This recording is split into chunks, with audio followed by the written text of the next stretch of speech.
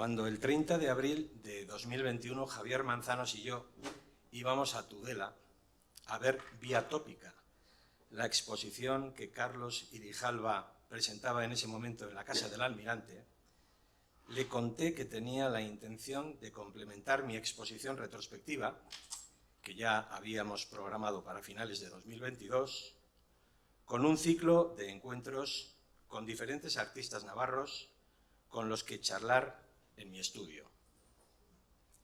Serían 16, porque quería que cada uno de los 8 ámbitos que yo estaba vertebrando en mi autorreflexión se abordasen por un par de colegas cuya obra me resonase de un modo significativo en cada uno de esos 8 centros de interés en los que yo estaba apoyándome. El espacio, el tiempo, la persona, el objeto, el concepto, el sentimiento, la acción, lo inefable.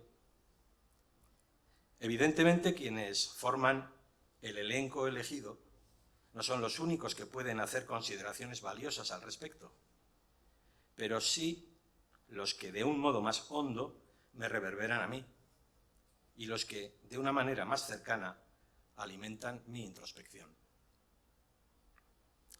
Desvelé a Javier, en ese mismo momento, quienes formaban la nómina a la que iba a trasladar mi propuesta. También qué temática concreta pensaba plantear a cada uno de esos invitados para que reflexionasen sobre ella. Le pareció una idea que merecía la pena y su estimulante valoración terminó por confirmarme que intentar llevar a cabo el proyecto era cuanto menos pertinente. A partir de ahí, tras contactar con cada una de las personas con las que quería contar, fui recolectando una tras otra sus desinteresadas aceptaciones. Ninguno se sintió ajeno al marco de reflexión al que yo le pedía que se dedicase, y todos aceptaron pensar sobre lo que les solicitaba mi petición.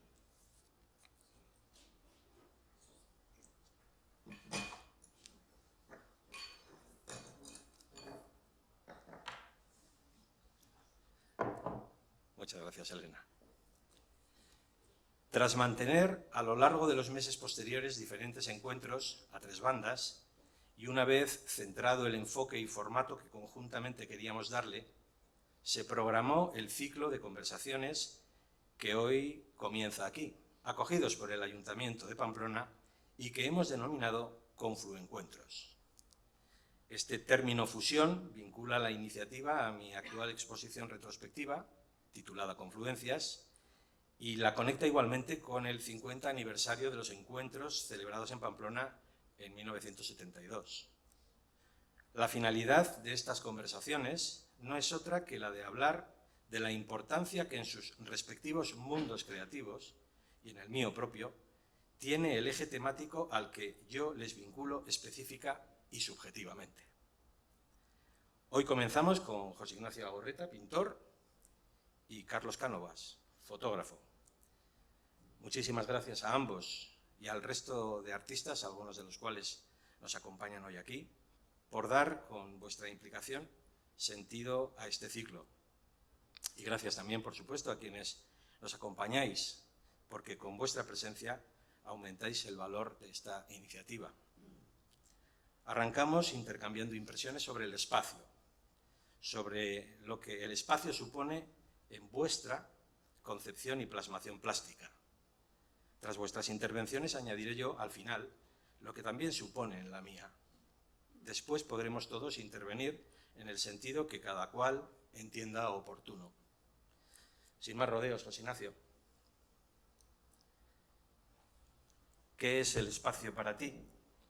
¿Y hasta qué punto es un ingrediente esencial en tu pintura? Bueno, buenas tardes. Cuando me planteaste el participar en estas conversaciones, lo primero que tuve que pensar es precisamente de qué espacio quería yo hablar, ¿no? Concretar cuál es el espacio que creo que es importante en mi trabajo. E inmediatamente a la conclusión que llegué es que el espacio, que es efectivamente importantísimo en mi obra, es el espacio que se contiene entre 4 paredes. 4 paredes que además comparten un poco la condición de que siempre son paredes que contienen espacios que de alguna manera hablan de la poética del abandono. De tal manera que llevo ya 10, 12 años más o menos, en los que casi exclusivamente, no puedo hablar de porcentajes, pero en fin, desde luego bastante más del 90%, llevo haciendo obras que tengan que ver con este tipo de tema, ¿no? Habría que plantearse por qué me interesan especialmente este tipo de temas.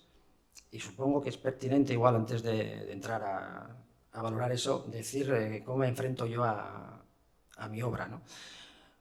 Yo, cuando voy a pintar un cuadro, no tengo ninguna vocación narrativa, o sea, no intento para nada ni establecer un relato, ni contar nada, ni transmitir una idea. Yo me muevo por las imágenes. A mí las imágenes me emocionan y reacciono a esa emoción pintándola, tal cual. Intento de alguna manera plasmar la emoción que yo he sentido en el lugar, en ese espacio en el que he vivido esa experiencia, plasmarla en el cuadro, y si todo sale felizmente, el espectador que igual vea ese cuadro luego podrá sentir una experiencia, o sea, una emoción la misma u otra diferente. No, eso ya no lo sé. De tal manera que, volviendo a la pregunta de por qué pinto estos espacios, igual primero, igual es anecdótico, pero tendría que hacer casi la referencia a que yo ya desde la niñez, desde que tengo recuerdos, los espacios abandonados han ocupado una parte importante en mi vida. Yo cuando jugaba de pequeño, casa vacía que veía, casa que me metía. Y además, en aquella Pamplona de los 60, viviendo en el extrarradio, era muy fácil, porque la ciudad avanzaba sin control, digamos, urbanístico, etcétera, y la gente construía al lado de lo que estaba deshabitado y no lo habían tirado previamente. Hoy en día para un chaval sería imposible, porque todo se tira antes, se urbaniza, etcétera, ¿no? Entonces, en aquel momento jugábamos a entrar en esas casas y además entrabas con miedo, con cuidado, con dudas, te emocionabas y al final te salías excitado de la experiencia que había supuesto el entrar en esas casas, ¿no? Y de alguna manera eso es paralelo a cómo funciona, o por lo menos cómo funciono yo como artista. O sea, cuando estás ante una obra, cuando la comienzas, estás también, tienes dudas, tienes miedos, te vas emocionando conforme avanzas y al final, si todo sale bien, sales excitado de esa relación, ¿no? E incluso, y esto tú lo podrás corroborar o contestar si lo crees conveniente, siempre se ha dicho, ¿no?, que los niños cuando están jugando están creciendo, están estableciendo un contacto con el mundo exterior que les rodea y están aprendiendo a crecer de alguna manera. Y yo como autor, de alguna manera, creo que también con cada cuadro que pintas es un poco lo mismo. También estableces una relación con el entorno que te rodea y también creces con cada cuadro y vas madurando y yo creo que se puede establecer una relación, ¿no? Más allá de eso, efectivamente, volviendo al principio de la pregunta, ¿qué encuentro yo en estos lugares? Pues emociones. O sea, a mí cuando entro a una fábrica abandonada, por ejemplo, me resulta imposible no emocionarme. Yo creo que si entras a un lugar en el que las propias paredes te están hablando, hay huellas de los restos de cientos de trabajadores que han podido trabajar ahí, con sus emociones, sus frustraciones, con lo que sea, tú eso lo estás percibiendo. En cualquier rincón que mires en esos lugares tienes algún tipo de resto, algo que te recuerda a esta gente. No emocionarte con eso a mí me parece difícil. De alguna manera sientes la presencia de las ausencias. Podría decirme cualquiera, y es cierto, que yo voy predispuesto, que yo entro ya con una cierta predisposición a emocionarme, que igual quien entre de cualquier manera no. Pero pensando un poco en esto, el otro día lo veía en la radio a un poeta, no me pidáis que os diga quién era, pero me pareció muy pertinente su comentario, porque él dijo que cuando un objeto lo miras durante mucho rato, al final el objeto te devuelve la mirada. Entonces, a mí me parece que es un poco la predisposición con la que yo entro es esa, un lugar de estos, ¿no? Y te hablo de una fábrica, pero imaginaros cuando entras en una casa, un hogar, que sabes todas los secretos que han podido vivir familias o generaciones. Yo en esos lugares entro, además, con un respeto absoluto. No toco las cosas, o sea, sobre todo no cambio de sitio. y sé que mañana igual va a entrar la grúa a derribar el sitio, pero no me importa. Yo de alguna manera siento que estoy violando una intimidad y pretendo pasar por allá de puntillas, ¿no? Cuando estás en una cocina, de alguna manera esa cocina te lleva a tu cocina y a todas las cocinas. De alguna manera es como el paradigma de las cocinas, ¿no? Al hilo de eso, por ejemplo, Eugenio Trías, el filósofo catalán, decía, ¿no?, que los telediarios del mundo no son con las noticias los que construyen la historia de un país, que la historia de un país se construye en cada cocina de los hogares de ese país, ¿no? Entonces, yo creo que efectivamente es así. Entonces, esa emoción, vamos, para mí es absolutamente vivencial. Ocurre también que te puedes encontrar objetos o no encontrártelos. Cuando no te encuentras objetos, de alguna manera, lo que te emociona es ese vacío. Y eso es lo que tienes luego que representar, de alguna manera, ¿no? Y eso ya hablaré igual después, ¿no? Pero cuando hay objetos, esos objetos pueden ser personales o no. Yo los personales creo recordar que no los he pintado nunca, porque precisamente me resultan, valga la redundancia, personales y no me gusta, casi me parecería un poco casi pornografía sentimental agarrarme a ellos, además por lo obvio que es lo que te pueden contar, ¿no? Y los que no son personales, los que son más, no sé, más normales o no memorables, como puede ser un armario, una silla o una sartén, eso sí que lo suelo representar. Cada uno de ellos por sí mismo tiene un valor representativo y posiblemente aumente lo que es la emoción, refuerce esa emoción, pero sobre todo estos objetos también me sirven para hacer la estructura del propio cuadro, ¿no? A mí me interesa cuando pinto un cuadro que ese cuadro tenga una estructura, lo que es la composición, que se mueva entre la estabilidad y la inestabilidad, que sea estable, sí, firmemente, pero sin embargo esté a punto de ser inestable, porque de alguna manera en ese equilibrio entre caos y orden creo yo que se está reforzando la idea emocional que con la propia imagen estoy transmitiendo. Entonces, en la situación de los propios objetos me ayuda a eso, de tal manera que si muevo, me da igual, una silla o el objeto que sea, el cuadro se vendría abajo. Eso el espectador, a no ser que lo mire con análisis crítico, no lo ve. Pero sin embargo estoy convencido que sí lo percibe. Eso es algo que tú lo notas cuando estás mirando un cuadro, ¿no? Luego está el tema de la luz. En estos lugares la aparición de la luz, de alguna manera lo que te marca es que estos lugares que son como, no sé, promesa de eternidad, porque estás allá y ves que nada ha cambiado en muchísimo tiempo, la aparición de la luz conforme va recorriendo el espacio, lo que te está hablando es del momento presente y te está hablando del paso del tiempo. Y ese es otro factor también que es muy importante en mi trabajo. Y finalmente, cuando estás en estos lugares también siempre se producen dos condiciones que son el silencio y la soledad. Y silencio y soledad son condiciones, creo que son indispensables para que tú como autor puedas establecer un diálogo con tu yo íntimo y puedas, como hablábamos al principio, en ese diálogo crecer, establecer un entorno con el mundo que te rodea, etc.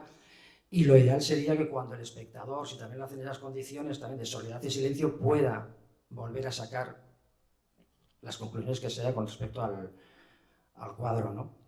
Yo recuerdo la primera vez que pinté un cuadro en el que fui consciente, antes posiblemente habría pintado ya cuadros en los que efectivamente el espacio era protagonista y era importante. Pero la primera vez que fui consciente fue con un cuadro, en concreto era de una fábrica que había sacado yo en Echabacoiz, y no había nada, era el vacío más absoluto ese cuadro. Entonces a mí me producía mucho respeto comenzar esa obra porque no veía por dónde meterle mano, digamos, ¿no? Me parecía, digo, es que aquí no hay nada. Sin embargo, a mí la imagen me emociona. Yo quiero hacerlo y estuve, pues, no sé, lo digo un poco por decir, pero unos 2 años más o menos con la fotografía dando vueltas por la mesa y siempre había otra que le ganaba de mano y pintaba otra cosa, pero al final, bueno, pues también somos muy cabezones y sabes que lo vas a pintar. Y efectivamente, pues un día empecé a pintarlo. Y un poco pues lo que hablábamos antes, de cómo empiezas un cuadro, con temor, con cuidado, con dudas, va creciendo y además yo no establezco previamente ni un guión, no hago nada, yo me enfrento al cuadro por intuición y voy viendo a ver qué es lo que sale. Si no sale, se rompe y otra cosa. Mientras iba creciendo el cuadro, no sabes hacia dónde vas, pero sí que es cierto que cuando llegas al punto que lo reconoces y dices, nunca llegas a ese punto, ¿no? Y creo que, gracias a Dios que no llegas, porque lo dejas para el siguiente cuadro y así es como se va construyendo cuadro tras cuadro, ¿no? Entonces, con este cuadro me pasó eso, ¿no? Esa excitación de decir, no sé lo que he hecho, pero lo tengo, ¿no? Este cuadro a mí me emociona, como a mí me emocionó el momento en que yo estuve en esta fábrica, incluso cuando miro esta foto en la que estoy apoyándome, rememoro aquel momento, ¿no?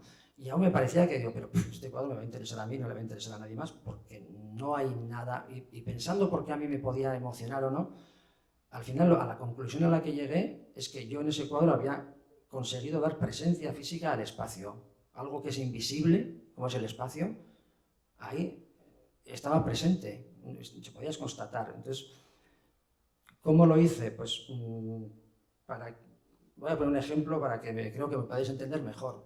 Yo me imagino que, si no todos, la gran mayoría en alguna ocasión habréis estado en una situación que es, imaginaros un desván o un granero, lo que sea, una habitación que lleva mucho tiempo cerrada, se ha llenado de polvo, y en el momento en que vosotros entráis, al abrir la hoja de la puerta y vuestra propia presencia, generáis un movimiento y el polvo se eleva, entra en suspensión, y en ese momento que hay un rayo de luz que entra por una rendija, podéis ver la luz, no que la luz os deje ver las cosas, sino podéis ver la luz, tiene una presencia física. Ese polvo, vuestro sentido os está engañando y os parece que la luz tiene densidad, que la podríais coger. Ese momento mágico tardará, no sé, 1 o 2 segundos, depende de lo rápido que sea cada uno, para darte cuenta que es un efecto óptico, que evidentemente tú sabes que todo el espacio está lleno de polvo y que solamente lo percibes en la luz. Pues de alguna manera, ese rayo de luz lleno de polvo yo lo había trasladado al otro cuadro, solo que ocupaba todo el espacio, ese fenómeno extraño del polvo flotando por todo el espacio del cuadro, ¿no? A mí muchas veces me han dicho, pues me gusta cómo pintas el polvo, qué bien representas el polvo. Yo siempre cuando eso digo, agradezco el comentario porque sé que es intención elogiosa decírmelo, pero yo siempre digo, yo no pinto el polvo. Además, es que no sabría pintar el polvo, pero no tengo ninguna intención de pintarlo. A mí me parece que si yo pinto el polvo sobre una mesa, sería una mesa con polvo lo que yo habría pintado. No estaría transmitiendo más que eso, no estaría evocando más que eso. Y creo que con ese pintar el espacio, como digo yo, consigo evocar mucho más y consigo transmitir mucho más y llevarle al espectador, a cada uno, a donde él tenga que ir. Me parece mucho más, insisto, evocador no hacerlo que pintar exclusivamente el polvo, ¿no? Y al hilo de esta capacidad evocadora o no, a mí sí que me han comentado también muchas veces, y eso sí que ahí me siento representado, que mi pintura de alguna manera puede destacar por la presencia de la atmósfera. La atmósfera, en este caso, yo creo que de alguna manera, aunque son conceptos completamente diferentes, es sinónimo del espacio. Estaríamos hablando, creo que nos podríamos entender y que hablamos de lo mismo cuando hablamos de espacio, atmósfera, y la atmósfera de la que a mí me hablan, que creo que sí que es cierto, porque así como llegué, como he dicho antes, pues por intuición voy llegando a las cosas, una vez que llegué ahí lo reconocí e intento que siga siendo importante en mi trabajo. De alguna manera no deja de ser una especie de niebla interior que se genera en la obra, contaminando todo el espacio, ¿eh? Y te sirve para evocar las escenas que sean gracias a esa niebla interna que se produce, ¿no? Y ya para acabar, porque supongo que el tiempo y más o menos ya estará ahí, y que con un ejemplo de alguna manera me entendáis lo que quiero decir con esto es, a mí hace ya mucho tiempo pues una persona escribió que a propósito de un cuadro mío que era un escurreplatos, y era el escurreplatos en un primer plano, es que no había más, ¿no? Y escribió, pues no es textual porque hace mucho tiempo y no me acuerdo, pero el espíritu del escrito sí, porque me gustó muchísimo.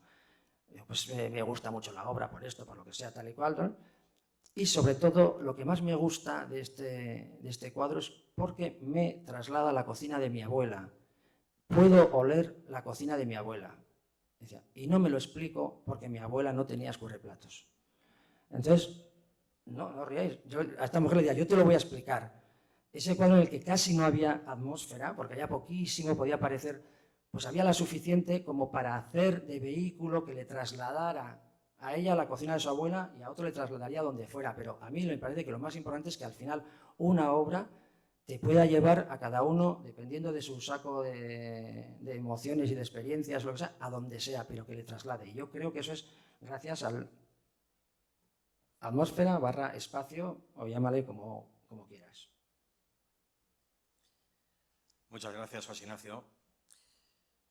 Elocuente tu intervención, incluso para quienes te seguimos desde hace tiempo con profundidad. Siempre tus aportaciones descubren nuevos matices y desde luego a mí esta tarde me has abierto a algunas curiosidades en las que indagaré. Amenazo. Carlos, ¿qué tal? ¿Nos cuentas qué valor confieres tú? Hondamente preocupado en este momento. ¿Cuál es el valor que confieres tú al espacio en tu mundo creativo, en tu fotografía? Bueno, lo voy a intentar contar, pero de paso yo creo que estas charlas pueden servir, o a mí al menos me sirven para ordenar mis propias ideas al respecto de algo, en este caso el espacio. Y pensando en cómo la iba a abordar, pues puse aquí un título al principio que dice Los espacios del fotógrafo. Primero, expresar mi agradecimiento a las personas que han venido. En segundo lugar, a Koldo por presuponer que yo voy a ser capaz de decir cosas de algún interés a propósito de esto.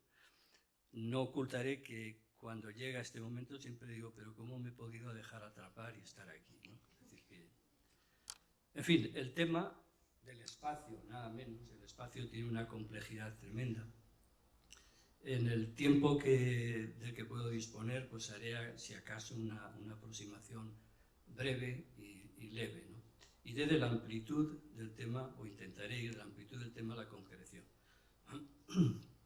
Es un concepto muy difícil de explicar, de definir, por muchas razones. Algunas de ellas es que se refiere a lo que está fuera de alguien, se refiere a la distancia entre dos objetos, entre dos cuerpos, se refiere a lo que ocupa un mismo cuerpo, se refiere también al medio en el que transcurre el tiempo, se refiere a muchísimas cosas, sería prolijo explicar.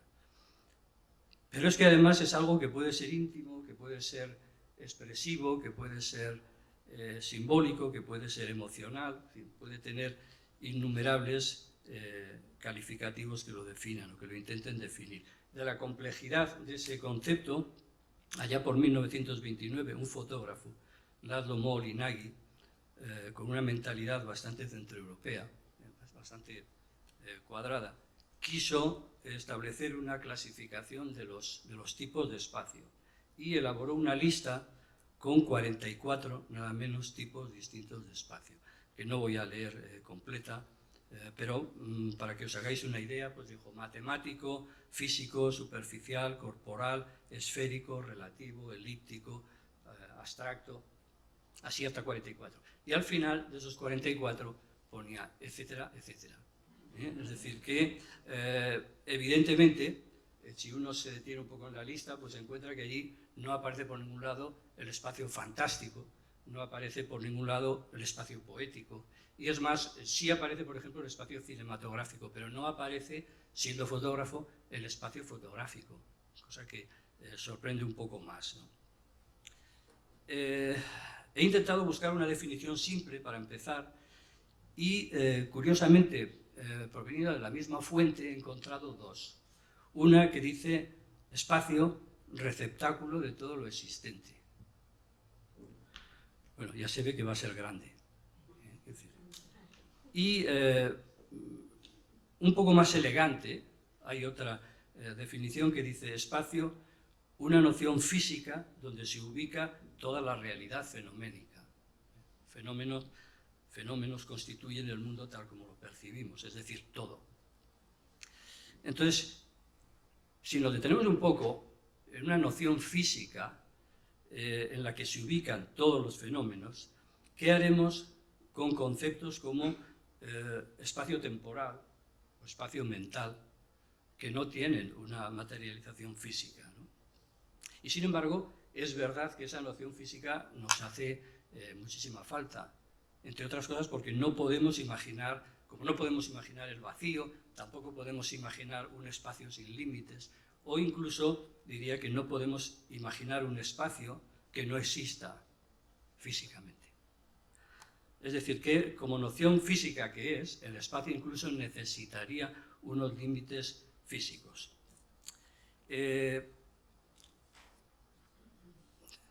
Como hacían las legiones romanas, yo he intentado un poco lo mismo. Para empezar, divide y vencerás. No sé si venceré, pero por lo menos podré abordar el tema con alguna lógica. Como fotógrafo, a mí me parece que hay tres espacios que me interesan. El espacio a representar, el espacio elegido, ¿qué es lo que quiero representar? El espacio de la representación, el papel, el soporte, la pared, el lienzo, lo que sea. Y en medio de los dos, lo que yo llamaría un espacio técnico. Y quisiera detenerme un poco en esas tres clases de espacios. En cuanto al espacio de la representación, los límites que hemos dicho que nos hacen falta, los límites de ese espacio parecen en principio poco problemáticos. Pero exactamente no es así. Y pondré un ejemplo. Imaginemos el espacio del hombre de las cavernas que va a pintar. Es verdad que no sabemos exactamente con qué fin iba a pintar. Podemos imaginar o suponer, pero nada más. Imaginemos ese espacio como una caverna inmensa, oscura, desconocida en gran medida, en la que va a elegir un trozo para pintar algo. E imaginemos ahora al artista virtual que tiene que trabajar con una pantalla que no deja de ser otra cosa que una selección de una inmensa caverna oscura y también virtual. Es decir, uno y otro estarían actuando con esa función que hay en los ordenadores que se llama scroll, por la que el espacio desfina delante del terreno elegido. Es decir, que 30.000 años después, de alguna manera, esos límites del espacio funcionan de una manera parecida. Aún así, diríamos que el espacio tiene unos límites más establecidos. Por centrarnos en el espacio más habitual, el lienzo, el trozo de papel en el que vamos a hacer algo, hay una evolución de lo vertical a lo horizontal. Lo vertical, en principio, está ligado a la figura humana, que es de las primeras cosas que en pintura, para recordar a alguien, se quiere guardar. Y el tiempo va desplazando esa conexión entre la naturaleza, lo vertical, a lo horizontal, que es lo cultural. El paisaje, al final, es un producto cultural. Es decir, hay como un desplazamiento de lo vertical al horizontal. También es cierto que hay como periodos o zonas de excepción. Por ejemplo, el libro se piensa más para la lectura que para la contemplación. Parece adecuarse más a la imagen vertical que horizontal.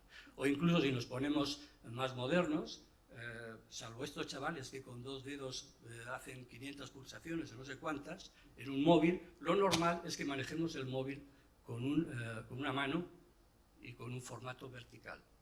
Es decir, las imágenes verticales salen ganando. Pero salvo en estas ocasiones, la evolución es de lo vertical a lo horizontal. Incluso si nos proyectamos a futuro, el metaverso son unas gafas que nos van a mostrar una realidad horizontal, una realidad virtual horizontal. Si yo reviso mis fotografías,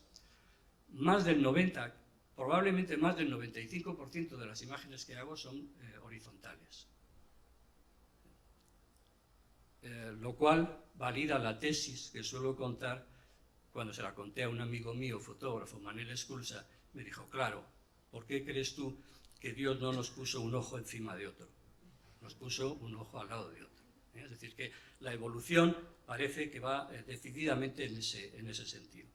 Si tomamos ya los límites de ese cuadrado, de ese rectángulo, tendríamos una cuestión que todas las voy a pasar, las voy a tomar como de pasada, sería la de la organización de los elementos dentro de del espacio, dentro de ese espacio de la representación, ¿no?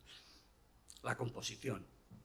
Yo soy de la opinión, y me alegró mucho leerla expresada por John Berger, yo soy de la opinión de que la composición no existe en fotografía. Nosotros no tomamos el árbol y lo cambiamos de sitio, salvo cuestiones de Photoshop o cosas por el estilo. La composición en fotografía no existe. Los fotógrafos somos, si acaso, administradores de ese espacio en el que queremos poner algo representado.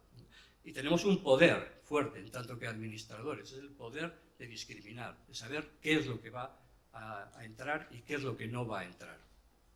Es un gran poder, pero no podemos componer en sentido estricto. Si acaso yo sería más partidario de las nuevas tendencias a definir la composición como un compuesto de 3 elementos. Los límites de algo, los límites de esa zona en la que vamos a representar algo, el espacio positivo y el espacio negativo. El espacio positivo es aquello que va a centrar nuestra atención y el espacio negativo es lo demás, que puede ser neutro o que puede ser menos neutro. Y dejo de momento al menos el tema aquí. Entre el espacio de la representación del que hemos hablado y el espacio a representar, hay un espacio que yo definiría como técnico, o si queréis como, en este caso, mi caso, fotográfico-técnico. Los fotógrafos no hablamos, voy a fotografiar un espacio, ningún fotógrafo decimos esto, voy a fotografiar un espacio. No. Si acaso nos referimos al campo visual. El campo visual del fotógrafo es lo que su mirada abarca desde un punto X. En este espacio técnico, ese espacio visual está determinado por las ópticas que ese fotógrafo maneja. Es decir, desde un punto concreto yo puedo, aprovechando esas ópticas, centrarme en algo que está lejos o separarme del escenario que voy a fotografiar con un angular, etc. Es decir, es una característica técnica de nuestro trabajo que tiene que ver directamente con las leyes de la perspectiva y de la óptica. Hay muchísimas otras cosas en este territorio técnico. Sería incluso, quizás lo más lógico, que centrase toda mi charla en esto, pero no lo voy a hacer. Las mencionaré, algunas de pasadas: el uso del enfoque, el uso del contraste, la profundidad de campo, la gestión incluso de color, la gestión tonal. Son todas ellas cuestiones que pueden influir directamente en lo que es la representación del espacio. Yo diría, por resumirlo así muy brevemente, que el espacio técnico es un amigo, es un colaborador, o es un intérprete, o es una interferencia, según. Finalmente, lo que me interesa más es, hablaré un poquito del espacio a representar. Y lo diré desde el primer momento: el espacio a representar es un espacio afectivo.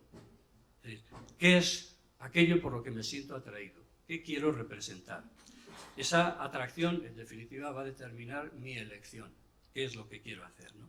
En ese sentido, en tanto que estrategia de un proceso fotográfico, sería el primero que tendríamos que haber considerado, no el último.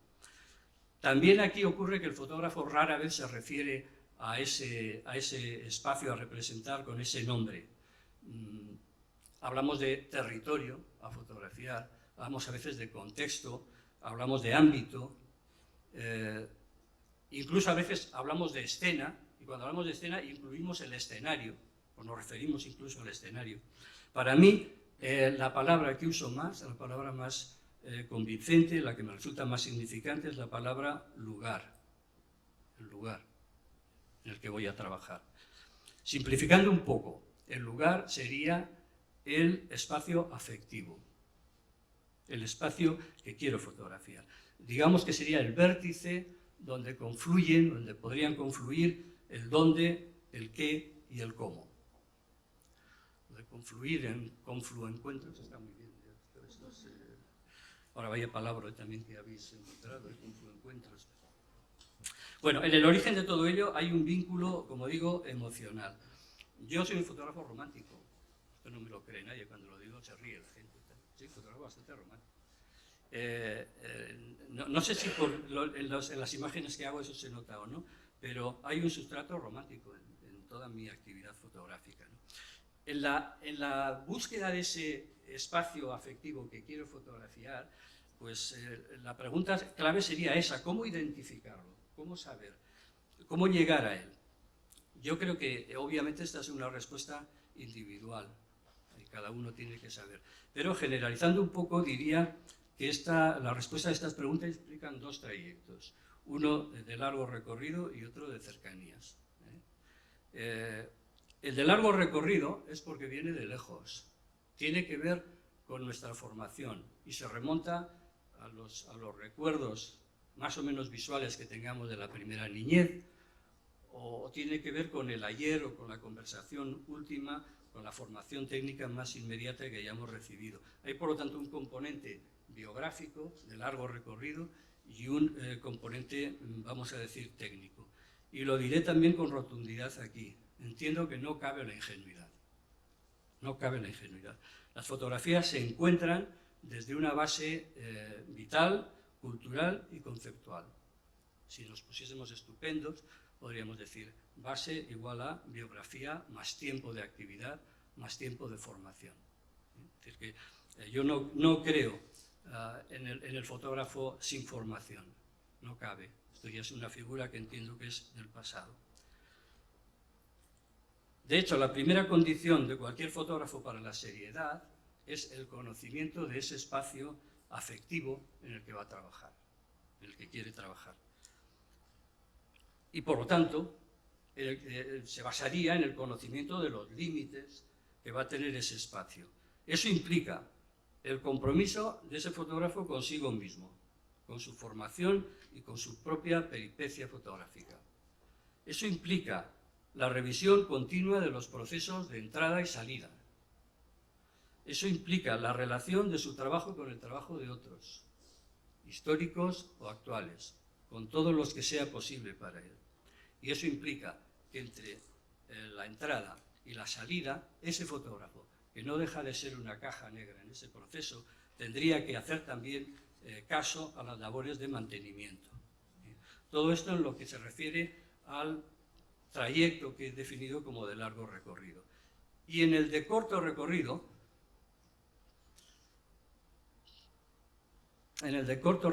se intentaría un acercamiento a la inmediatez de la toma fotográfica. Es decir, a la relación amorosa con un lugar específico. Es curioso la manera en que muchos de los fotógrafos que he conocido se relacionan con ese lugar deseado, ¿no? Y cómo trabajan en esta dirección. Citaré un par de ejemplos al respecto. Humberto Rivas, coincidí con él haciendo un trabajo en Zaragoza, en el Palacio de la Aljafería. Humberto Rivas era un apasionado de los fotómetros, tenía colección de fotómetros y siempre llevaba 2 o 3 colgados. Y además de los 2 o 3 fotómetros que llevaba una brújula. Entonces, en la torre del homenaje, yo le veía con la brújula calculando a qué hora sería la buena para fotografiar aquel lado o aquel otro. Trabajé también con Gabriele Basílico, primero en Bilbao y después en Valencia. En Bilbao no lo recuerdo, pero en Valencia Basílico trabajaba con una cámara de vídeo. Él iba con su cámara de vídeo filmando, grabando aquellos escenarios que después tenía que fotografiar. Y a la noche visionaba en su hotel las grabaciones para decidir al día siguiente dónde emplazaría su cámara o qué hora podría ser la más adecuada. Obviamente, en todo esto, la luz que aparece ahora en esta charla y debería haber aparecido mucho antes, la luz es el elemento esencial. Es decir, en la configuración de un espacio, la luz es determinante, absolutamente determinante. Prácticas habituales de los fotógrafos, pues no sé, también por decir unas pocas, Norfolk trabajaba o trabaja en ciertas ocasiones solo con la luz, la primera luz del día, la luz del amanecer. John Sexton espera que se oculte el sol y dice que la mejor luz que hay para fotografiar son los 15 o 20 minutos que hay después de la puesta del sol. Walker Evans justificaba en su trabajo diciendo que le interesaba la luz, la peor de las luces del fotógrafo, la del mediodía. Por razones parecidas, hay una exposición ahora en Pamplona de Chema Salvans que utiliza la peor luz, la más cegadora del Mediterráneo a la hora menos adecuada. ¿Por qué hacen todo esto? Porque la luz juega un papel determinante en la configuración de muchas cosas, pero desde luego del espacio, ¿no? Hay más cosas. De Basílico hay un libro que él tituló La experiencia del lugar. Y en el prólogo de ese libro, Roberta Valtorta señala, cito literalmente, la única manera para un fotógrafo de entender un lugar, un espacio, y experimentarlo es mirarlo una y otra vez. Quizás es así, si uno aspira a entender ese espacio, pero yo no aspiro a tanto, sinceramente. Yo me conformo con saberlo, con saber que existe, con tomar conciencia de su existencia. Y creo que la conciencia del lugar es anterior a la experiencia del lugar. Yo no concibo el lugar como experiencia. Mis fotografías no son el resultado de una experiencia del lugar, son el resultado de una conciencia del lugar. Me he referido al principio de este trayecto de corto recorrido a una relación amorosa. Es algo súbito. Si hablamos de fotografía, podríamos decir es un flashazo. Si nos quedamos en términos más galantes, diríamos que es un flechazo. Cualquiera de las dos cosas puede definir la situación. El lugar se presenta repentinamente y me hace consciente de su presencia. Muchas veces, me da lo mismo fotografiando escenarios que fotografiando plantas, que uno siente la llamada de las cosas. Te están llamando. Es ese momento en el que eres consciente de algo. La fotografía, para mí, es el resultado de esa revelación, de esa conciencia del lugar, de ese espacio. En resumen, he intentado una mínima definición del espacio como un container en el que cabe todo, incluso lo que no es físico. Y he establecido una división entre el espacio a representar y el espacio representado. Entre ambos está ese espacio técnico que podría ser un amigo. El espacio representado exige del fotógrafo un trabajo de administrador, no de administrativo, de administrador. Y en cuanto al trayecto de la representación, es la resultante de un trayecto largo que tiene que ver con mi formación continua o con la formación continua del fotógrafo, y un trayecto corto que tiene que ver con esa noción de conciencia del lugar. Es decir, se trata de localizar en un momento dado ese flechazo, ese flashazo, ¿no? Extraigo un fragmento del espacio. En definitiva, es lo que hace el fotógrafo, se lleva un fragmento del espacio. Y ahora nos queda un poco más a desmano, a la vez que un fragmento de tiempo. Es lo que hace, se lleva esas dos cosas, nada más. O si queréis, como lo decía, expresaba mejor Regis Durán, es el espacio al final el que extrae un fragmento de mí. Es decir, que hay una relación en el espacio que es de intercambio y de apropiación de uno y otro. Y bueno, con la sensación casi de no haber empezado, pero el tiempo es el tiempo, como se dice ahora, ahí lo dejo. Muchísimas gracias, Carlos. Como siempre, una lección magistral que se suma a la que también José Ignacio nos ha dado. Yo, evidentemente, no aspiro a hacer ninguna aportación de ese nivel, pero sí que voy a permitirme, ya que está aquí la gente expectante a lo que podéis decir, sumar lo que yo pueda aportar también en relación al espacio. Y desde luego con una aportación que está evidentemente sesgada por el contexto en el que yo estoy haciendo la reflexión sobre lo que han sido estos últimos casi 40 años de trayectoria artística. Curiosamente, soy yo quien se dice a sí mismo, intentando transformar el concepto de espacio en el que verdaderamente me parece que tiene sentido en mi caso y que afortunadamente casi Carlos ha explicado con la precisión que seguramente yo no sería capaz. Porque yo entiendo el espacio como la dimensión física, como la dimensión objetiva, como la dimensión en la que estar, frente al concepto de lugar, que para mí es una adimensión, es algo emocional, subjetiva, por supuesto, y donde ser. Los lugares son aquellos espacios en los que construimos nuestra conciencia, donde además de estar estando, somos siendo. Y en ese sentido es en el que yo transformo el centro de interés conceptual que he propuesto por el del lugar, que es en el que me siento más cómodo. Esta sala que compartimos, evidentemente es un espacio, pero probablemente no sea el mismo lugar para todas las personas que estamos aquí.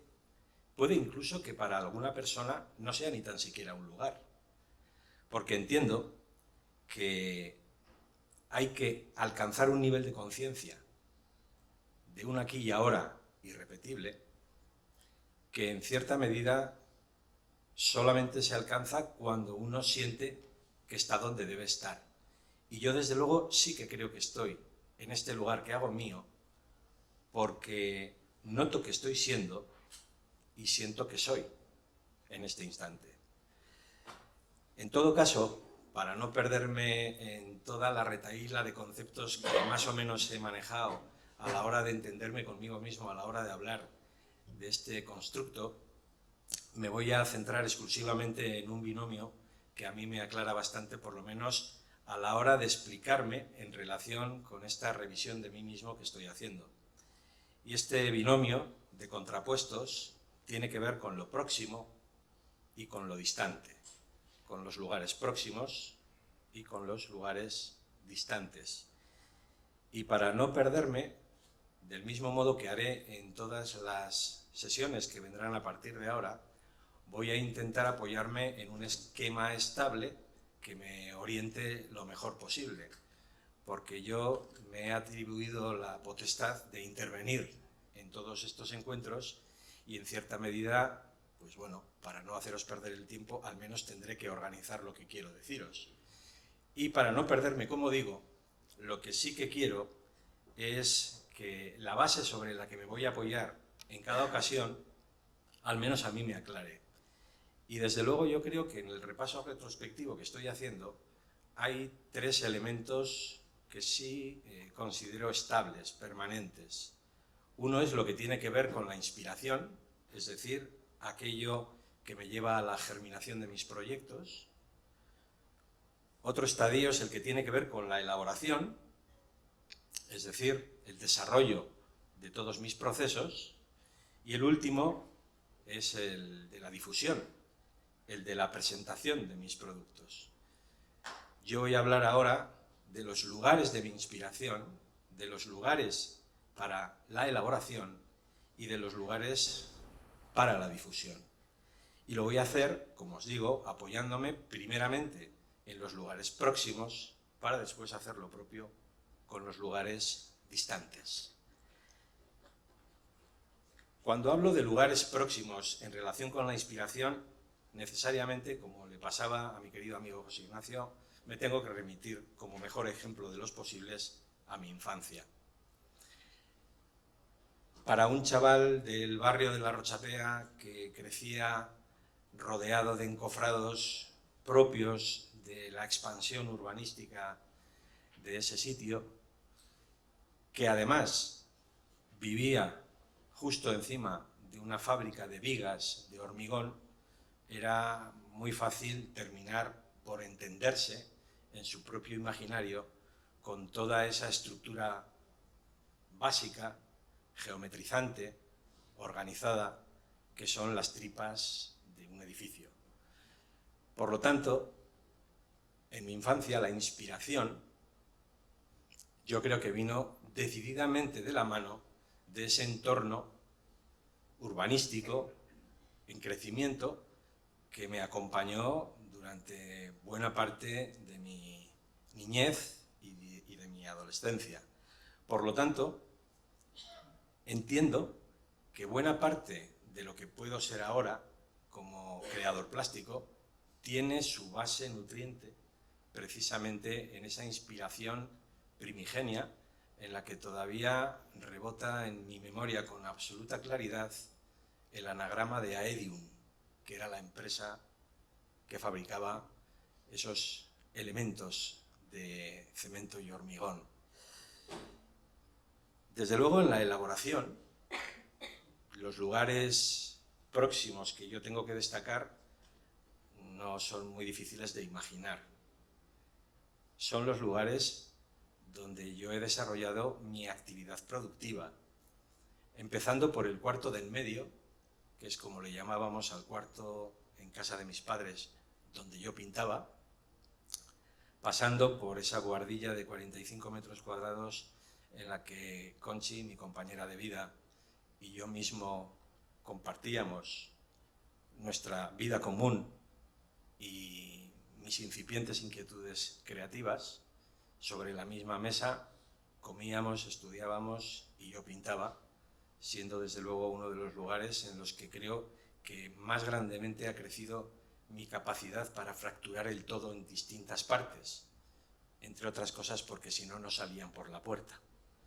Y eso, desde luego, también ha marcado en gran medida pues, una tendencia que es permanente en mi manera de entender la creación, que es la de descomponer ese todo en las partes que son capaces de sumarlo y de interaccionar en relación con él. Por supuesto, el estudio ítem, el estudio en el que he estado durante los últimos 23 años desarrollando mi actividad artística y que como consecuencia de no sé qué regalo del destino, hoy ha dejado de ser mi estudio. Hoy a las 4:30 de la tarde he firmado la venta de mi parte y abro una nueva etapa en un lugar que está por llegar, pero que cierra en gran medida lo que ha sido pues, una relación potentísima con un lugar que sin duda alguna me ha marcado para siempre. Los lugares próximos en cuanto a la difusión también los tengo muy claros. La Ciudadela, cómo no. Aquella primera exposición que de la mano de Javier Manzanos pude realizar como consecuencia del Premio Jóvenes Artistas que se me concedió en la modalidad de pintura en 1991, pues abrió un melón que todavía no se ha cerrado y que desde luego siempre tendré asociado al momento en el que en cierta medida eclosioné como persona que pasaba de ser alguien que pintaba a empezar a entenderse como un pintor. Quizá mañana hablemos de esto un poquito más detenidamente. Pincel, la Galería Pincel, con José Luis Mayor como promotor y coordinador de su programación. Desde luego es un lugar en el que yo sentí que mi actividad se entendía, se apoyaba y se difundía con una implicación que creo todavía puedo recordar como un estímulo añadido en aquellos momentos en los que prácticamente salías del cascarón, ¿no? También algunas entidades como el Museo Jorge Oteiza o el propio Museo de Navarra, o incluso, como os he dicho antes, el propio estudio ítem, que también ha sido un lugar para la difusión, son lugares que han posibilitado que yo considere que tengo una conexión con mi ciudad, con mi entorno inmediato y con unas cuantas personas que pululan por él y que se encargan de alimentar con su afecto y con su apoyo pues, esta actividad en la que yo me siento tan cómodo, ¿no? Luego están los lugares distantes. En el terreno de la inspiración, pues hombre, A mi espalda y aquí a mi derecha está uno de los elementos más inspiradores en aquella época, en torno a principios de los 90, en los que centré pues, la parte más ortodoxa de mi geometría, aunque para los geómetras ortodoxos yo en definitiva sea un geómetra blandito, dúctil, no tan exigente en la utilización de medios mínimos y extremos como lo son otros grandes de la geometría, ¿no? Pero sí que la interpretación de la sala Mexúar de la Alhambra supuso un acicate muy importante en lo que hasta entonces yo al menos no había detectado, y que es el interés por el trasfondo que hay detrás de la estética. Lo que es la filosofía, que posteriormente se convertirá y sigue siendo uno de los elementos que más me gusta del entorno de mi pintura. Yo alguna vez lo he dicho y lo puedo decir de nuevo aquí: pinto para pensar y pienso para pintar. No sé en qué dirección me muevo con más energía, pero desde luego, en mi caso, la pintura y el pensamiento van de la mano de una forma indisociable. Sin duda, Japón.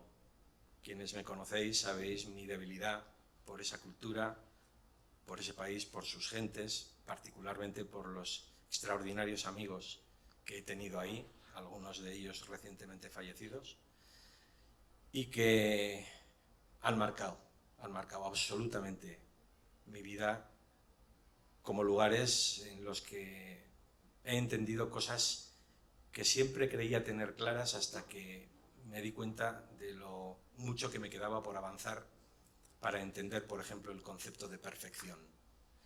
Nadie me lo explicó tan bien como un maestro papelero en la fábrica de washi de Nakatomi, cuando con muy pocas palabras me hizo ver que en la repetición está el sentido que persigue la perfección, y que no necesariamente hay que plantearse la evolución como el único de los caminos, porque en definitiva solamente evoluciona lo imperfecto.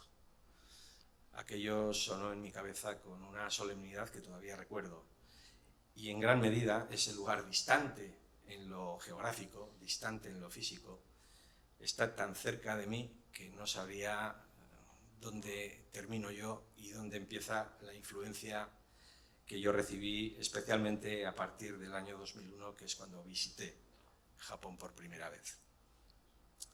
Sin irme tan lejos, también tengo que destacar un lugar muy relevante, quizá el que considero más intrínsecamente mío y que conozco mejor que cualquier otro lugar de esta comunidad, que es el Cabo de Creus.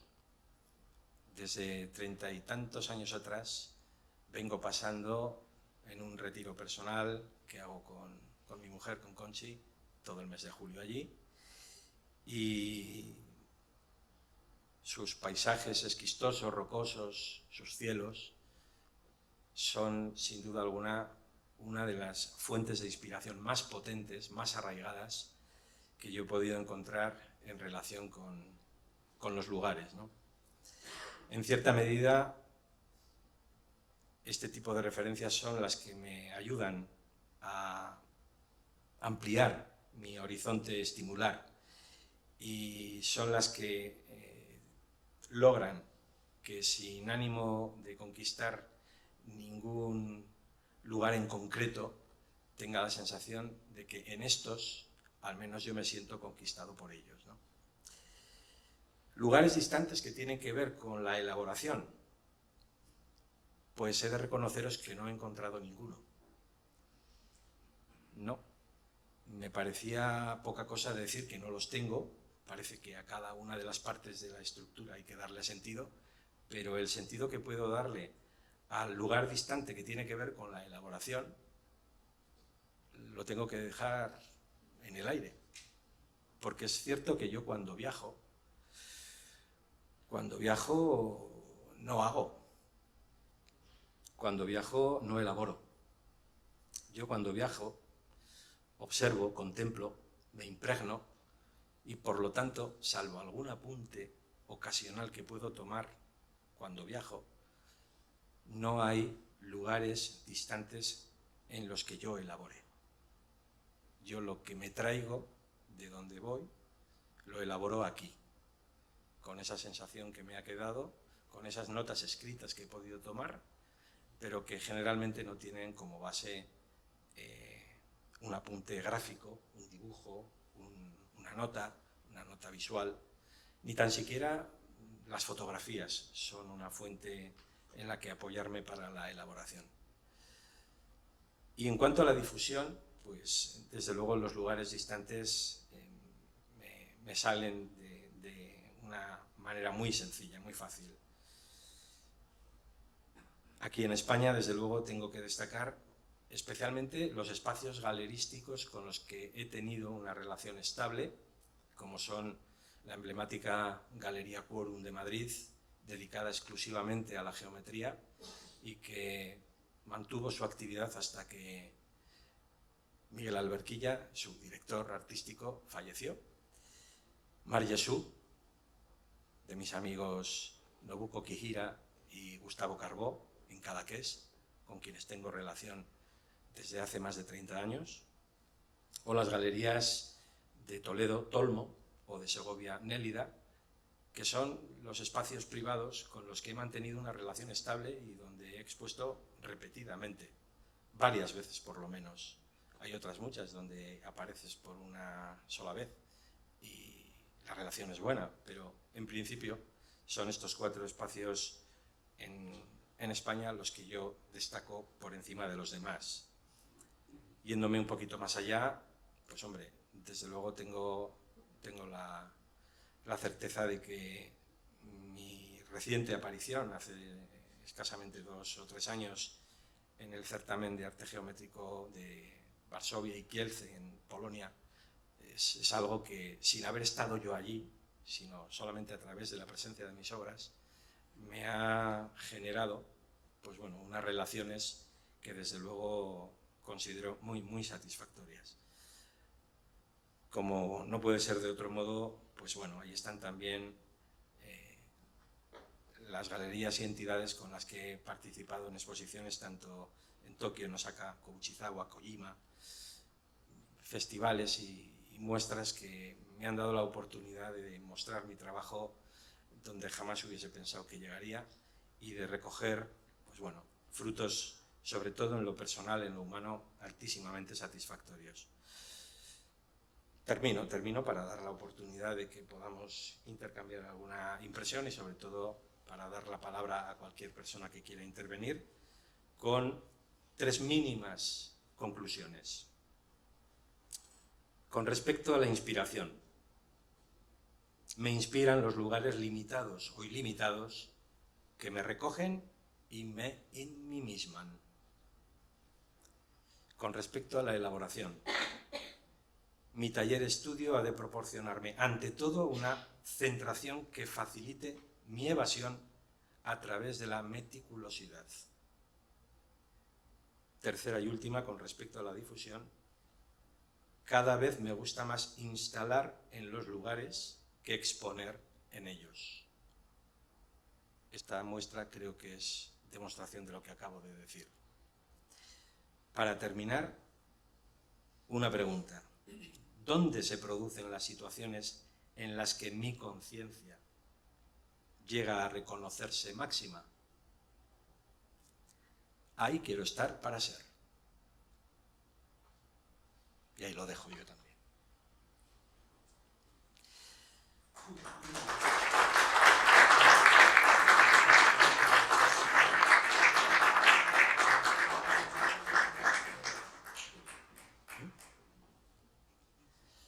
Bueno,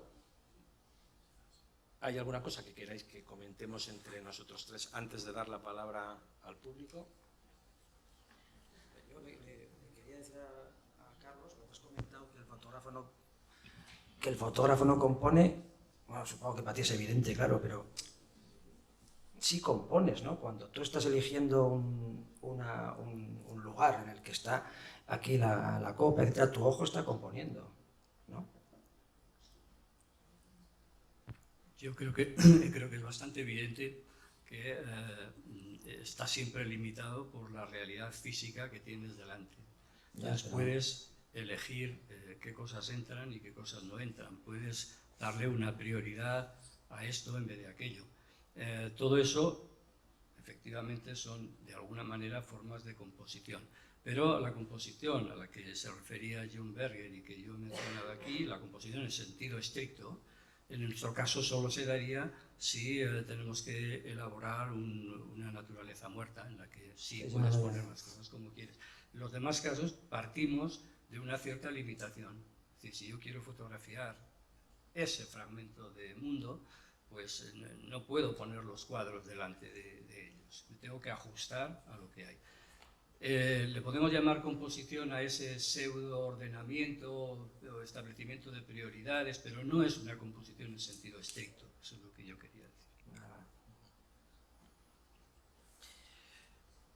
Voy a haceros una pregunta en relación a conceptos que habéis manejado para ver de qué manera los interpretáis en el compañero de mesa de al lado. En tu caso, Carlos, el concepto de atmósfera al que José Ignacio se ha referido, ¿cómo lo incorporas a tu semántica, a tu manera de aplicarlo a la fotografía?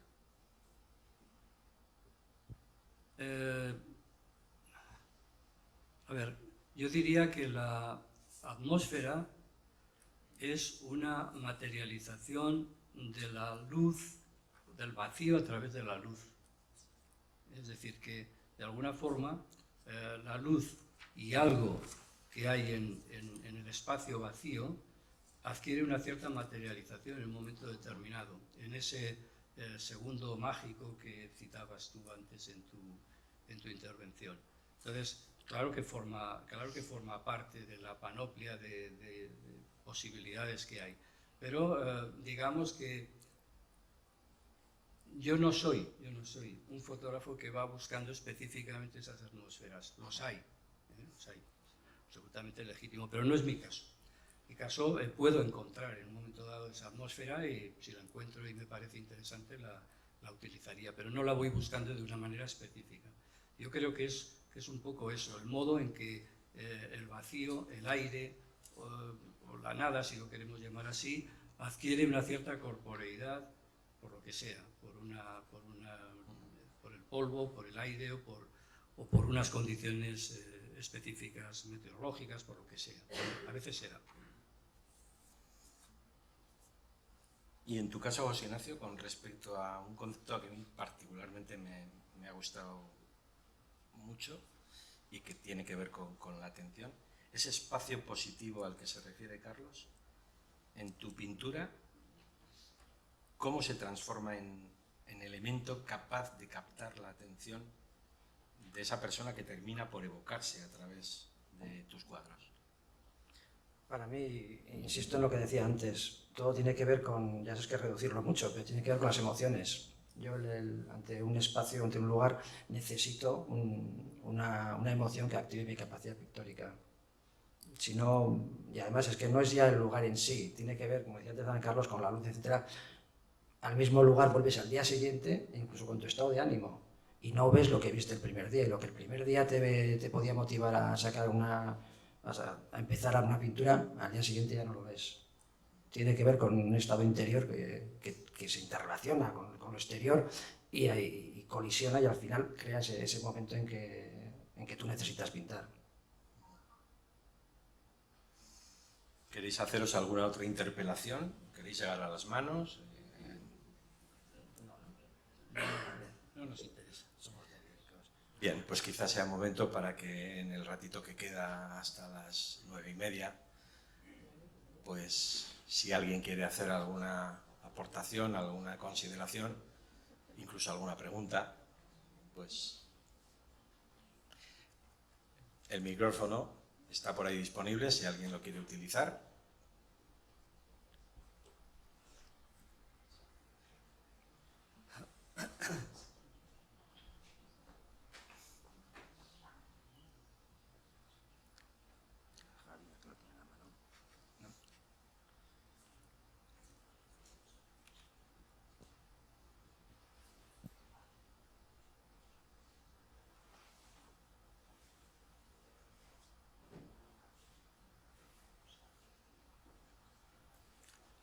Es un silencio espeso, ¿eh?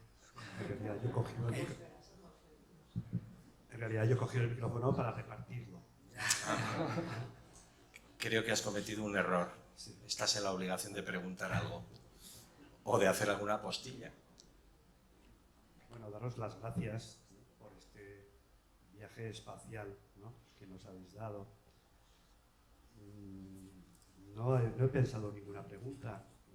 Me quedo con esto que estáis repitiendo los tres. Me quedo con el flechazo, ¿no? Me quedo con lo que os pasa en ese lugar que os produce ese chispazo de enamoramiento, de emoción, y que os lleva a hacer cosas tan diferentes, ¿no? Geométricas, espaciales, ruinosas, melancólicas, o recónditas en paisajes urbanizados. No tengo pregunta. Yo cogía el micrófono para animar a alguien que quiera preguntar. Me ha interesado muchísimo el concepto que has hablado de José Ignacio sobre el pudor o la pornografía con respecto a tus cuadros, pero si te da pudor hablar de tus cuadros y de este tipo de cosas, menos te voy a preguntar eso. Me gustaría que contestaras, pero no quiero vivir en lo que no quieres. No, yo el concepto de pudor, ya no sé ni lo que he dicho, no te creas, pero creo que hablo del pudor cuando en eso estaba en espacios, en pisos deshabitados en los que, o sea, es que yo estaba sacando fotos en casas en las que estaba la mesa puesta, una cosa muy rara, pero, o sea, de gente que se ha ido dejando la mesa puesta. Entonces, entrar en ese espacio, a mí me parece, en ese momento sientes que estás violando una intimidad y te mueves de una manera muy... Y yo sé que al día siguiente iban a tirar todo, pero yo creo que... Y no toco nada por eso, ¿no? Me parece que además que hay mucha más verdad, creo yo, en la obra, si respetas todo tal y como estaba, que si empiezo a hacer las composiciones que decías tú, por ejemplo, antes, ¿no? Si digo, mira, esto va a quedar muy bien, yo nunca toco nada. Y aunque me gustaría, digo, joder, si esto estuviera aquí, no lo muevo. Pero el pudor tenía que ver más con eso. Es que igual he dicho otra cosa, no te creas que, no sé. No te creas. Es decir, he entendido que te costaba mucho sacar escenas personales tuyas. Eso me parecía un poco... Bueno, eso... Fotografías de tus sentimientos. Pues eso es verdad, yo no sé si lo he dicho hoy. ¿Lo he dicho hoy? Lo has dicho, sí. Yo eso lo he entendido, ¿eh? Y como yo lo pues, comparto, vale, pues no, hablar, no tengo ningún problema en hablar de ello. Eso es cierto hasta el punto, fíjate, yo te voy a poner un ejemplo. Yo hice una vez un cuadro de una escalera, etcétera, y a mí me recordaba mucho a la escalera del pueblo de la casa de mi madre, a la que le tenía mucho cariño, etcétera, y dije, joder, un día voy a ir y voy a pintar esa escalera porque me mueve mucho y seguro que tal. Fui al pueblo de mi madre, me situé en la misma...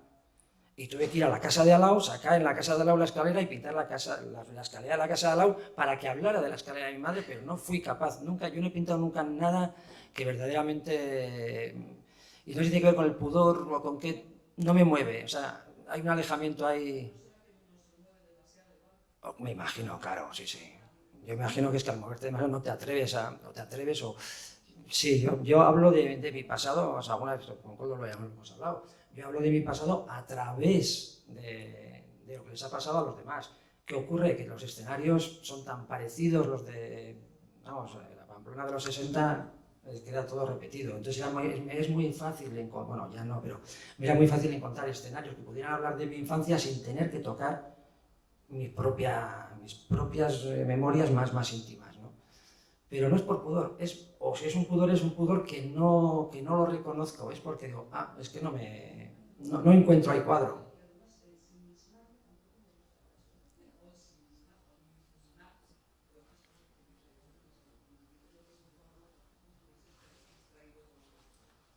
No se te oye.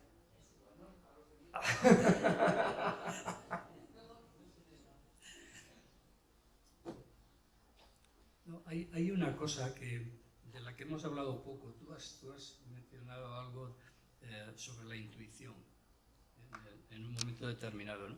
En esa división que he hecho yo entre a la búsqueda del espacio a fotografiar, el largo recorrido y el corto recorrido, hay una cosa ahí que se me queda en medio y que, bueno, de la que no he hablado porque, a lo mejor porque tampoco la tengo muy clara, ¿no?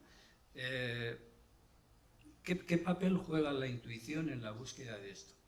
Es decir, en rigor, con lo que he dicho, pues yo tendría que ir a fotografiar siempre a los mismos sitios, porque ya sé que en esos sitios hay más o menos lo que espero, ¿no? O tú tendrías que ir a pintar a los mismos escenarios donde ya sabes que hay material.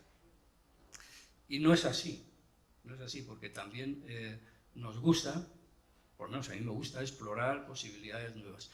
Y hablando en ocasiones con fotógrafos absolutamente alejados de lo que yo hago, en este tema hemos llegado incluso a ponernos de acuerdo. Es decir, recuerdo una conversación con el tristemente desaparecido Koldo Chamorro, que me decía que él intuía en qué sitio iba a pasar algo fotografiable.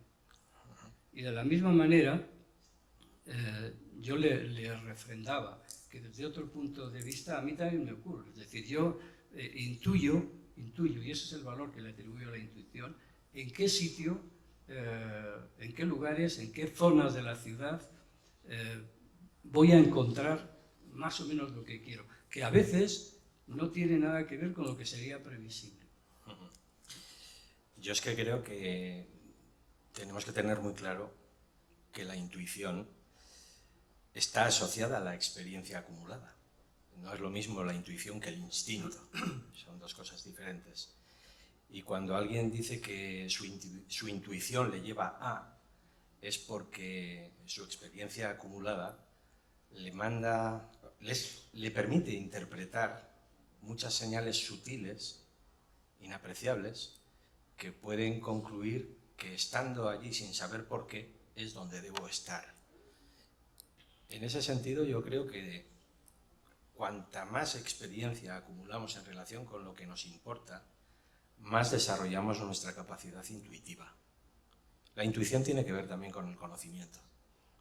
Conocer es fundamental para aumentar la intuición, sin duda, al menos a mi parecer. Claro, yo es que, por ejemplo, cuando yo hablaba de intuición, sobre todo hablaba también en los espacios, de la búsqueda de espacios, pero sobre todo en la elaboración del cuadro.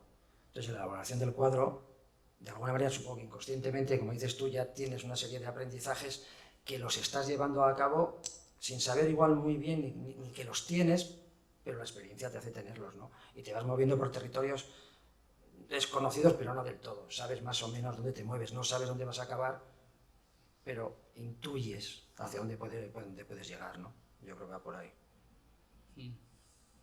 Los lugares, en cuanto a encontrar los lugares en los que dices tú que sabes que vas a encontrar, es que también estás abierto a sorpresas, ¿no? Entonces, porque a mí de hecho me ocurre, dices, bueno, pues durante un tiempo vas pintando una serie de cosas y de repente no sabes por qué razón vas modificando tus intereses.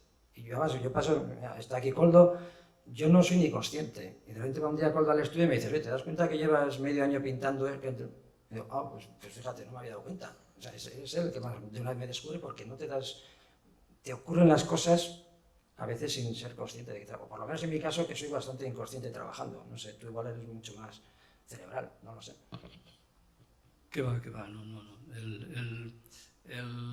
El proceso yo dije que era un proceso afectivo. Y cuando están en juego cuestiones amorosas, lo racional suele pasar casi siempre a un segundo plano. Es decir, que te mueves más por impulsos de lo que esperas o de lo que crees, de lo que piensas que vas a encontrar en un sitio. Y una vez que estás en ese sitio, pues sí, hay una parte de intuición que estoy completamente de acuerdo con lo que dices. La intuición es acumulativa, es algo que tiene que ver con el conocimiento acumulado, que te lleva, sin que sepas muy bien por qué, en una dirección o en otra. Es decir, que a pesar de que uno venga aquí y saque dos papeles y parezca que todo tiene un orden y está puesto así, no deja de ser un ejercicio a posteriori de cosas que en el momento uno no controla muy bien. Y además, incluso tengo para mí, no sé lo que opinará el público, pero tengo para mí que es mejor que no los controle del todo. Pienso que debe quedar un área dudosa, un área a explorar siempre, un área que nos haga ser víctimas siempre de esa inseguridad de artista que tan beneficiosa es a la hora de producir cosas. Muy bien. Sí, micrófono, por favor.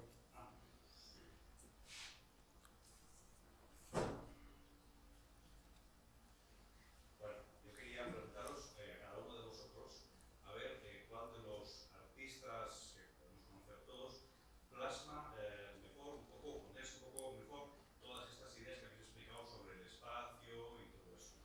¿Qué artista o qué obra de arte? Estoy pensando mucho que se habla de las meninas que se ve el aire, por ejemplo, ¿no? Pues ahí tenemos el espacio muy vivo. Bueno, pues eso, ¿cuál es para cada uno de vosotros el que representa mejor todo esto que decís?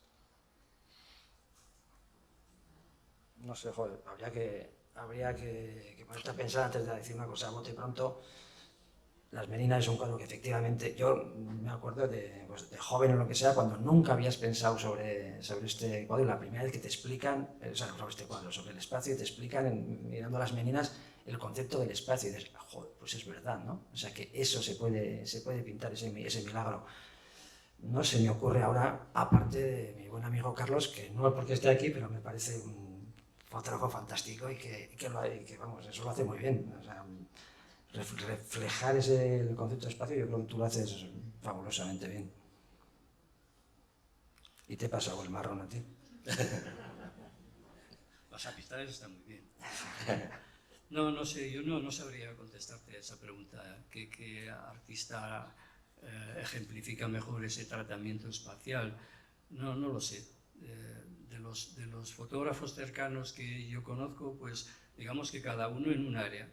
Es decir, yo he hablado, por ejemplo, de Gabriele Basilico. Gabriele Basilico es un fotógrafo, es un arquitecto. Entonces, el espacio que recibe en sus fotografías tiene una base arquitectónica que yo creo que él desarrolla muy bien. Es decir, uno de los problemas que tiene la fotografía de arquitectura, lo que entendemos de fotografía de arquitectura, es que andando el tiempo se ha convertido en elaboración de imágenes de producto. Es decir, son imágenes para la venta de lo excelso, lo magnífico, lo estupendo que es tal arquitecto o tal otro. Pero no son imágenes en las que la idea de la arquitectura se trate bien. Basílico, sin embargo, la trata muy bien. El escenario urbano lo fotografía desde ese punto de vista arquitectónicamente muy bien. Pero si nos tenemos que mover en un plano más sentimental, pues con esos mismos mimbres, Humberto Rivas hace otro tipo de fotografía que a mí me parece más interesante. Es decir, que en cada caso, cada fotógrafo tiene sus puntos fuertes, cada artista en general. Yo perdonar que todo el rato hable de fotógrafos, pero es que es de lo que puedo decir algo, ¿no?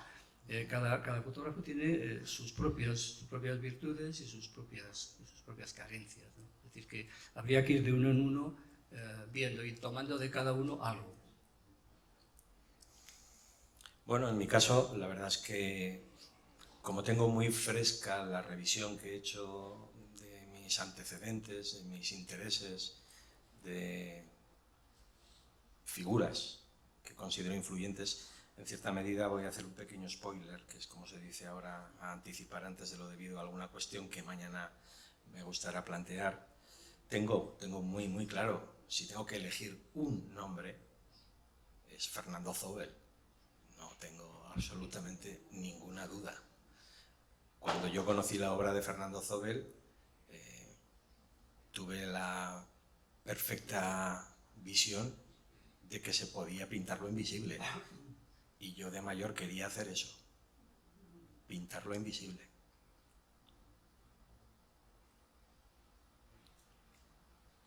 Si me permitís, quizás sea utópico, pero para hablar del espacio hay que hablar de escultores, ¿no? Que son los que trabajan con el espacio, ¿no? yo hablaría de Oteiza, claramente, ¿no?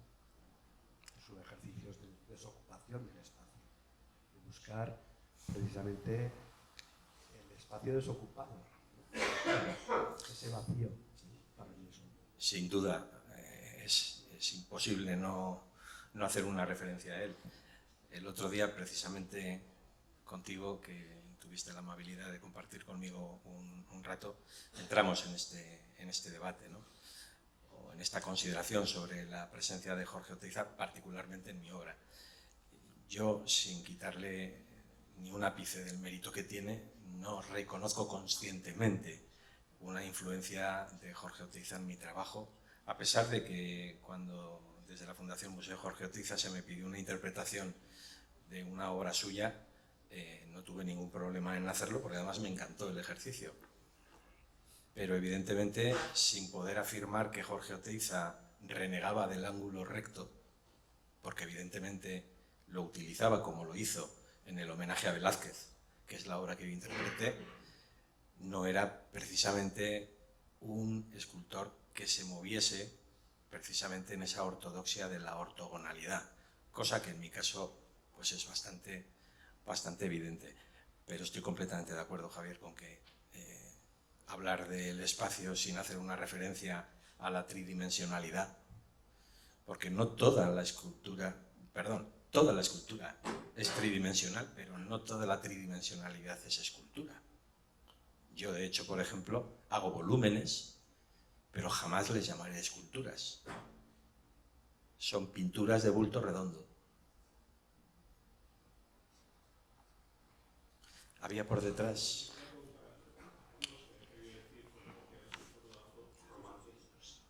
Lo del romanticismo, que me ha dado curiosidad. Pues que, en definitiva, cuando uno resume mucho su actividad, acaba descubriendo un día que se mueve por impulsos sentimentales, ¿vale? Es decir, que son impulsos que tienen que ver con una raíz romántica, no en el sentido del romanticismo histórico, que pueda ser más drástico, pero sí que hay un componente de emoción y sentimiento en torno a lo que tú haces. Entonces, cuando fotografías la esquina de una calle, pues yo entiendo que para un público a lo mejor no muy avisado, decir que hay una base romántica pues puede parecer una broma o algo al menos incomprensible, pero sí, sin embargo, sí que creo que lo hay. Es decir, creo que la relación que cada uno de nosotros establece con esos espacios, con esos lugares que fotografía, tiene muchísimo de afecto y muchísimo de sentimentalidad, ¿no? A eso, en ese sentido me refería, a que soy un fotógrafo, me considero un fotógrafo un poco romántico. Pero bueno, probablemente, como en tantas ocasiones, lo que uno juzga de sí mismo es erróneo. Es decir, que si cuando lo preguntas por ahí dicen que no, pues tendrán razón. Es decir, que a lo mejor es algo que a mí me parece, pero que no.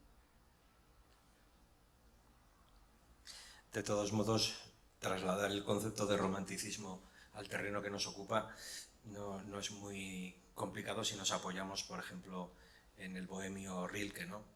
Decía que soy poeta, detesto lo impreciso.